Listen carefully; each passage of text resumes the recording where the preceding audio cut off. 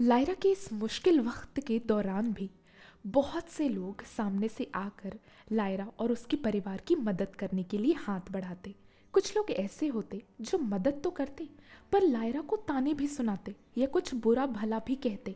कुछ ऐसे लोग भी थे जिनकी कभी लायरा ने मदद की थी पर उन लोगों ने ऐसी मुश्किल घड़ी में अपना मुंह मोड़ लिया। अस्पताल में जब दो औरतें शाहिद को देखने के लिए आई तो उन्होंने शाहिद को देखकर कहा, या अल्लाह, इसे ऐसे दिन दिखाने से अच्छा मौत क्यों नहीं दे देता। लायरा वहीं शाहिद के बाजू में बैठी हुई थी और उसने ये बात सुनी। इन औरतों ने लायरा की पैसों के मामले में मदद की थी। ये बात सुनते ही लायरा का गुस्सा 7वें आसमान पर चला गया। यहाँ वो और उसके परिवार वाले दिन रात मेहनत कर रहे हैं ताकि वो किसी तरह शाहिद की जान बचा सकें, और यहाँ ये औरतें ऐसी बातें कर रही हैं। लायरा से वो बर्दाश्त नहीं हुआ। उसने उन औरतों से कहा, आप लोगों ने मेरी मदद की और मेरे शौहर की खिदमत के लिए आप लोग आए हैं, इसके लिए मैं आपकी शुक्रगुजार हूँ, पर आप ऐसी बातें करके मेरा दिल क्यों दुखा रहे हैं। ये बात सुनकर दोनों औरतों ने शर्म से अपनी नजरें नीचे कर ली। इसी तरह एक बार लायरा के घर पे एक आदमी आया और उसने कहा, पता नहीं आप लोगों ने कितना बड़ा गुनाह किया होगा जिसके लिए आप लोगों को ऐसी सज़ा मिल रही है। ऐसे कई लोग आते और लायरा को सहारा देने के बजाय उसका दिल दुखाकर चले जाते। बुरे लोगों के साथ साथ लायरा को बहुत से अच्छे लोग भी मिले।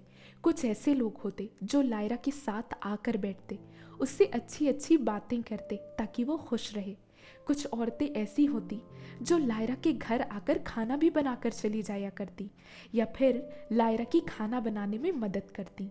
लोग लायरा को इज्जत तो देते ही थे पर साथ ही अब उसका ख्याल भी रखने लगे थे। अल्लाह ने ऐसी बहुत सी मदद लायरा के लिए भेजी और लायरा को बहुत सब्र दिया। एक दिन लायरा की आंख का ऑपरेशन था। उसे ऑपरेशन के लिए 1 लाख रुपए अस्पताल में जमा करवाने थे। लायरा सुबह उठी और उसने देखा कि उनके पास घर में कुछ नहीं था। लायरा परेशान हो गई कि अब वो अपने आंख का ऑपरेशन कैसे करवाएगी। लायरा के बेटे ने कहा, अम्मी, मैं अपने दफ्तर से लोन ले लूंगा, आप परेशान ना हो, आप ऑपरेशन के लिए तैयार हो जाएं और अल्लाह पे भरोसा रखें। लायरा तैयार हो रही थी कि अचानक घर के दरवाजे की घंटी बजी। शोएब ने दरवाजा खोला। बाहर एक लड़का खड़ा था। उसने शोएब से कहा, लायरा जी यहीं रहती हैं? शोएब ने कहा, हाँ, क्यों, क्या हुआ? उस लड़के ने कहा, उन्हें यहाँ बुलाएं, उनसे काम है। शोएब ने बताया कि लायरा की हालत अभी ठीक नहीं है और वो किसी भी काम के लिए नहीं आ सकती। तब उस लड़के ने बताया कि अमेरिका से किसी ने लायरा के नाम पे कुछ पैसे भिजवाए हैं। लायरा ने बहुत सालों पहले उनकी मदद की थी और अब उन्हें लायरा की मुश्किलों के बारे में पता चला है, इसलिए उन्होंने ये पैसे भिजवाए हैं। शोएब ने लायरा को बुलाया और उन्होंने वो पैसे लिए। उसी पैसों से फिर लायरा की आंख का ऑपरेशन हुआ। अल्लाह ने इस तरह से अपना हाथ लायरा के सिर पर बनाए रखा। दुनिया के सारे काम जो लायरा करती थी वो अब उन सब चीज़ों से दूर हो चुकी थी अपनी आँख की वजह से। वाज़ों पे जाना, लोगों की खिदमत करना, जमात में जाना और ऐसे कई काम जिसमें लायरा खुशी से हिस्सा लेती, अब सब कुछ उससे दूर चला गया था क्योंकि उसकी एक आँख की रोशनी ही नहीं थी। इसी दौरान लायरा को 2 बार मकान बदलना पड़ा। एक बार डॉक्टर ने नीचे माले का मकान लेने को कहा शाहिद की बेहतरी के लिए, और दूसरी बार मकान मालिक ने ही मकान खाली करवाया। बार बार सामान इधर से उधर पहुंचाने का काम भी लायरा और उसके परिवार को कई बार करना पड़ा। बस इसमें एक बात अच्छी थी कि लायरा को पड़ोसी हर बार बहुत अच्छे मिले जो उसकी बहुत मदद करते। लायरा की आंखों के इलाज का सिलसिला जारी रहा। एक डॉक्टर ने आखिर में लायरा को बताया कि अब दोनों में से बस एक चीज हो सकती है, या तो उसकी पूरी आंख निकाल दी जाए या फिर उसकी आंख रहने दे पर रोशनी तो चली ही जाएगी।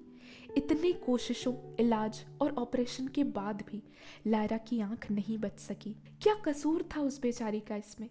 एक डॉक्टर के गलत दवाई की वजह से जिंदगी भर के लिए उसने अपने एक आंख की रोशनी खो दी। शाहिद जब कोमा में था उस दौरान लायरा रात और दिन अपने अल्लाह से दुआ मांगती कि उसका शौहर ठीक हो जाए और फिर से चलने बोलने लगे। लायरा और उसके बच्चों ने शाहिद की ऐसी खिदमत की जैसे किसी छोटे बच्चे की जाती हो। लायरा हर दूसरे दिन शाहिद की दाढ़ी बनवाती, हफ्ते में एक बार उसके बाल कटवाती, उसे नए नए कपड़े पहनवाती, उसके बिस्तर की चादर बदलती। जब खाने का वक्त होता हमेशा कुछ ना कुछ नया बना के उसे मिक्सी में पीस के मशीन के ज़रिए शाहिद को खिलाती। उसने बहुत कोशिश की कि किसी तरह उसका सुहाग बच जाए। कुछ साल बाद डॉक्टर ने लायरा को कहा था शाहिद को वेंटिलेटर पर रखने के लिए, पर लायरा ने इस बात के लिए मना कर दिया। लायरा ने कहा, अब इनकी सांसें अल्लाह के हवाले हैं। इनकी खुद की ज़िंदगी की अगर सांसें चलेंगी तो सही है, पर मशीन के ज़रिए नहीं। 18 मार्च का दिन था और लायरा शाहिद के पास बैठी थी। उसने देखा कि अचानक शाहिद की तबीयत कुछ ज़्यादा ख़राब होने लगी। उसकी सांसें चढ़ने लगी। लायरा ने अपने बेटों को बुलाया और जल्दी से शाहिद को अस्पताल ले जाया गया।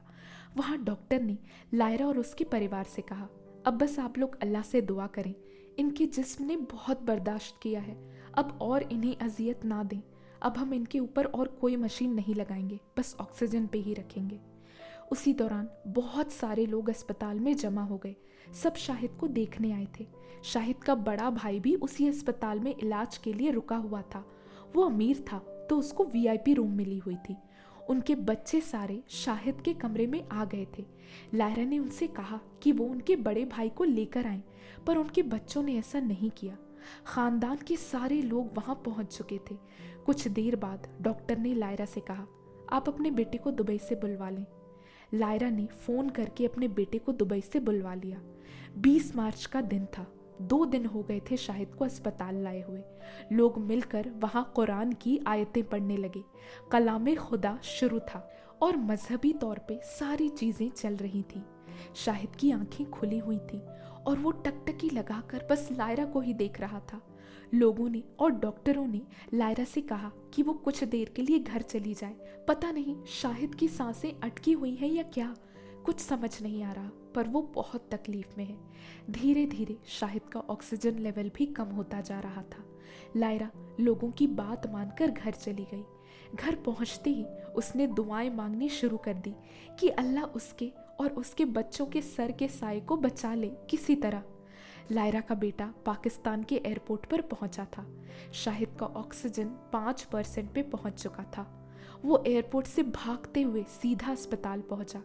बेटे ने जैसे ही जाके शाहिद का हाथ पकड़ा, शाहिद ने अपनी आंखें बंद कर ली और हमेशा के लिए इस दुनिया को और अपने परिवार को अकेला छोड़कर चला गया। लायरा उस वक्त घर पर थी। उसे खबर भिजवाई गई। लायरा खबर सुनते ही सहम गई और चुपचाप एक कोने में जाकर बैठ गई। उसकी आंखों से उस वक्त आंसू भी नहीं बह रहे थे, जैसे कि किसी गहरे सदमे में चली गई हो। वो कुछ कर भी नहीं सकती थी। शाहिद उसे छोड़कर जा चुका था। उसके बाद शाहिद के हर जन्मदिन और हर बरसी पर लायरा गरीबों में खैरात बांटना और ऐसे नेकी का काम सारा करती।